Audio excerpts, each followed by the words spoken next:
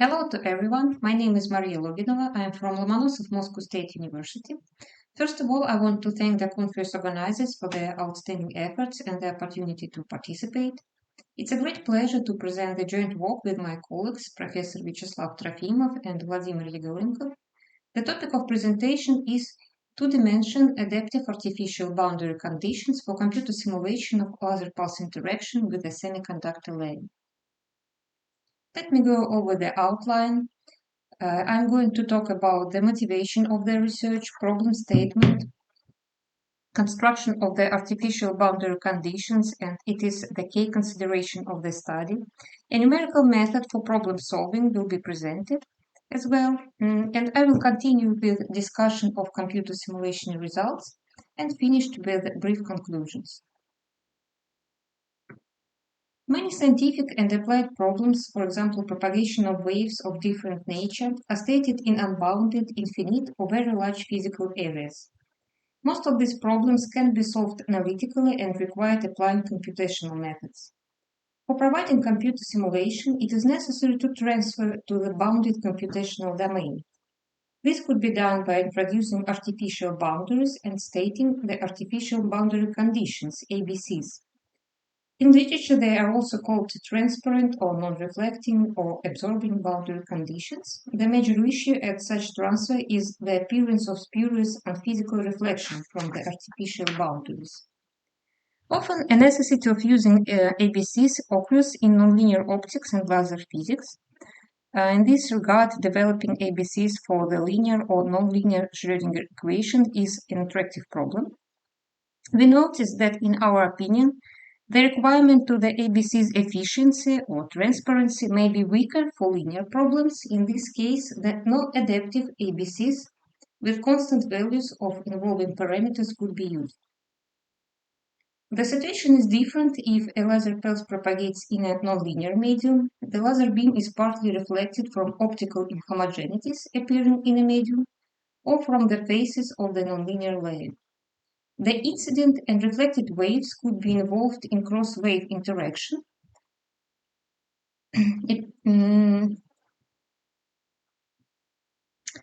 Unlike the propagation in a linear medium. Therefore, the real reflected optical energy is masked by a spurious wave. To improve ABC's efficiency, they must be adaptive.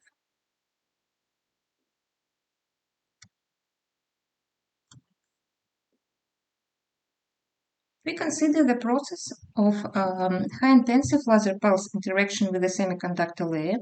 Mathematically, the problem described by the well-known model represented by the set of partial differential equations with initial and boundary conditions. Uniform boundary conditions correspond to the absence of both an external electric field and electric current through the semiconductor faces.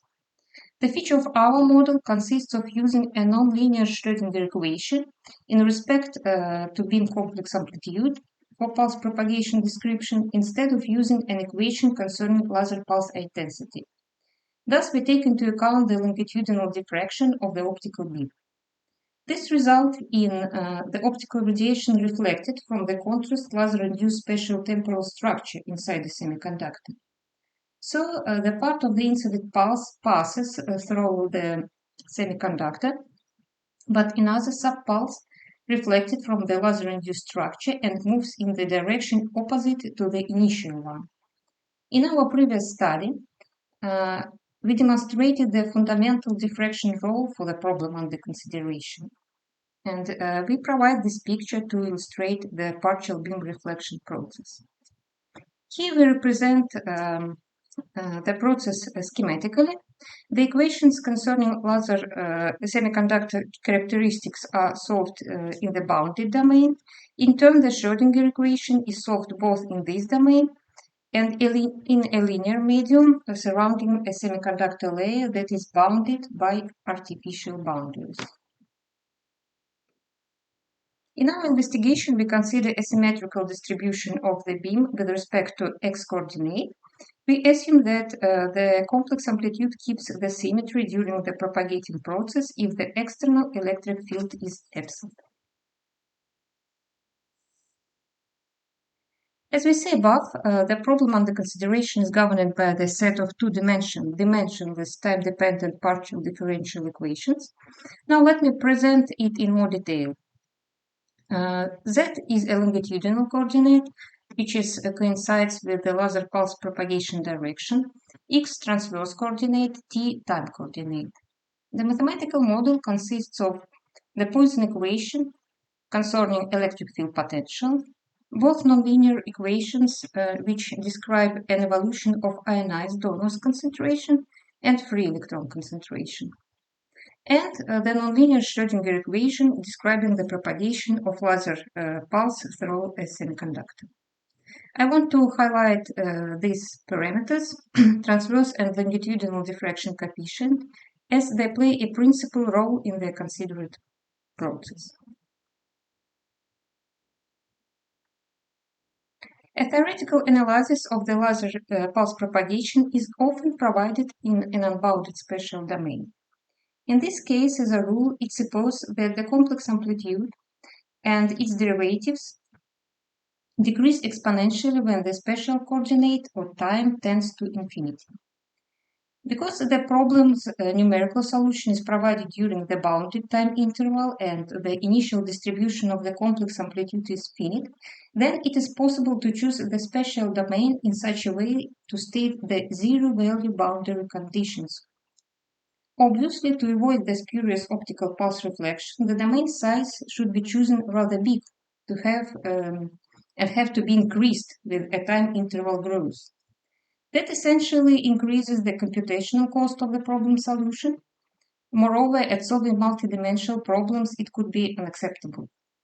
However, we use the solution of the problem with zero-value boundary conditions, stating on boundaries of the extended domain to evaluate the efficiency of the developed ABCs, and we called it the reference solution. So, in our study, we propose the method for ABC's construction using the following formulas. Here, parameters KZL and KZR and KXL and KXR are local wave numbers. They are stated on the left and right artificial boundary on the longitudinal coordinate. As we can see, the ABCs involved both longitudinal and transverse local wave numbers.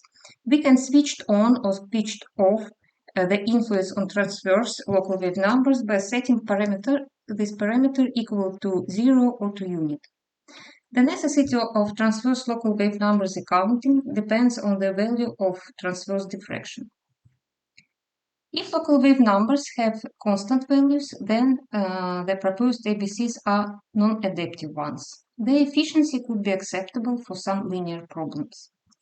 In our study, we propose to define local wave numbers as spatial and time, so x and t dependent functions. In this case, the developed ABCs are adaptive ones. We use local wave numbers definition and well-known relations between complex amplitude and beam phase to express the local wave numbers. The key point of our investigation consists of proposition to compute local wave numbers on both longitudinal and transverse coordinates as the following ratio of integrals near the artificial boundaries. The coordinates of integration limits are taken near the left or right artificial boundary on z coordinate. We take pairs of coordinates close enough to minimize the averaging influence at the computation of the local wave numbers. Choosing their optimal values is an important issue. To validate our approach, we compare local wave numbers obtained using the difference analog of this approximation with those obtained from the well-known analytical solution of the linear Schrödinger equation. To provide computer modeling, we approximated the initial boundary differential problem with Craig-Nicholson time-finite difference scheme and constructed the two-stage iterative process for its realization. For this purpose, we introduced uniform difference time and space meshes and defined mesh analogs of differential functions on them. We use standard notations for difference derivatives and operators. Here we can see the finite difference scheme and approximation of initial and boundary conditions. In our opinion, the iterative process notation is too heavy for slides, so I wouldn't demonstrate them, but I should stress that the iterative process for the similar problem with stated zero-value boundary conditions for the Schrödinger equation was proposed and comprehensively investigated in our published paper. As the accuracy of local wave numbers computation plays a crucial role in the ABC's efficiency, I would like to address this issue in more detail. The question is to determine the best way of these formulas' numerical approximation. For this purpose, we have to define the Z section, so to define coordinate J shift, where the integrals are numerically computed, and choose the number of mesh nodes for integration. First of all, there is a natural requirement to avoid division by zero or an extremely small number. So at that section defining, we must follow the criterion 1. However, we suppose that integration should be provided for computational reasons not in the artificial boundary section, but with some shift. To ensure this shift, we introduce criterion 2, alternatively to criterion 1. In this case, the integration will be provided in the section where criterion 1 is satisfied, but not closer to artificial boundary than some certain shift delta z. Such an approach allows us to avoid the harmful influence of the reflected part of the beam on the local wave number's accuracy. Another important point to define is the number S shift, the number of mesh nodes using in integration, in such a way to minimize the averaging influence. So, below we provide a series of compute experiments to find the optimal parameters for achieving local wave numbers high accuracy. Herein the numerical formulas for local wave numbers computation are presented. Let's move on to the discussion of computer simulation results. Firstly, we consider one-dimensional linear problem and investigate the correctness of proposed technique for local wave numbers computation. We compare the local wave numbers obtained using analytical formula, black line on both plots, with those obtained at solving reference problem on an extended domain, left plot, and they have an excellent correlation, and the problem with adaptive ABCs. For this case, the most accurate results obtained when we use criterion 2 and provide a difference integration using 4 mesh nodes. The red line, solid red line, corresponds to this case.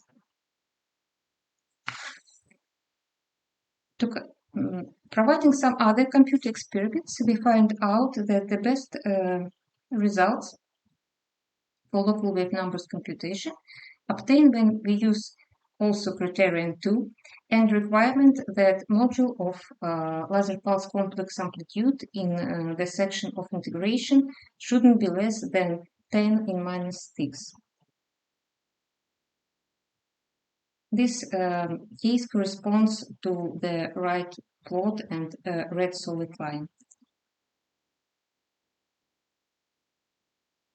To confirm once more the necessity of introducing a shift from the artificial boundaries at the local wave numbers computation, as it is provided by criterion 2, we presented these graphs. Here, a modulus of the laser beam amplitude obtained at solving the reference problem, red dashed line, compared with those obtained at solving one-dimensional problem with adaptive ABCs, in which the local wave numbers are computed using the analytical formula, and that can be considered as an ideal case.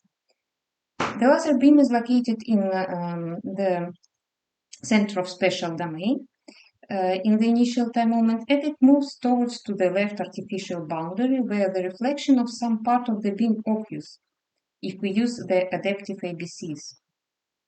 The reflected part of the beam will distort the local wave numbers if they are computed in the section of the artificial boundary condition statement. Using the proposed algorithm for shift definition allows avoiding this influence. Now I demonstrate results for the two-dimensional nonlinear problem. As we discussed above, in this case, the incident pulse is divided into two subpulses, which propagates in opposite direction. The process is undergoing weak transverse diffraction. The laser pulse complex amplitude module on the left artificial boundary in two time moments presented. So this left column is obtained using the algorithm with non-adaptive ABCs, and the right column obtained with using adaptive ABCs, but without accounting for the transverse local wave numbers. The advantages of using adaptive ones are clearly seen. The amplitude of a spurious reflected wave is essentially small.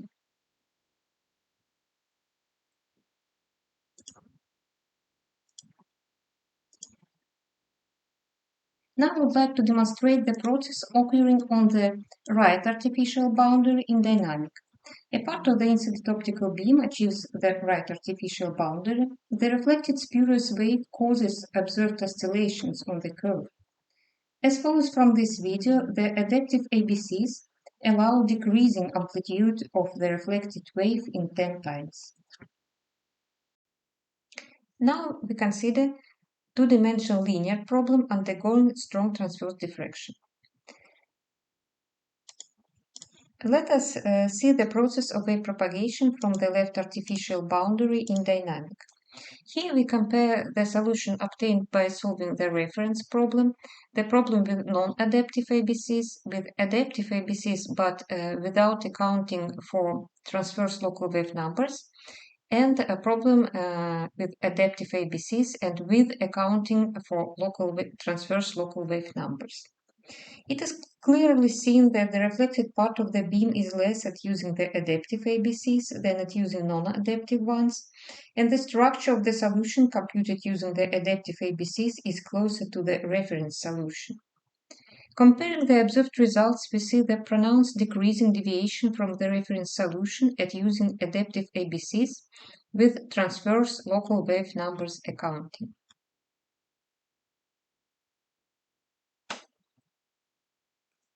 To maintain the presented video, we also demonstrated the difference between the reference solution and the solution of the problem with ABCs.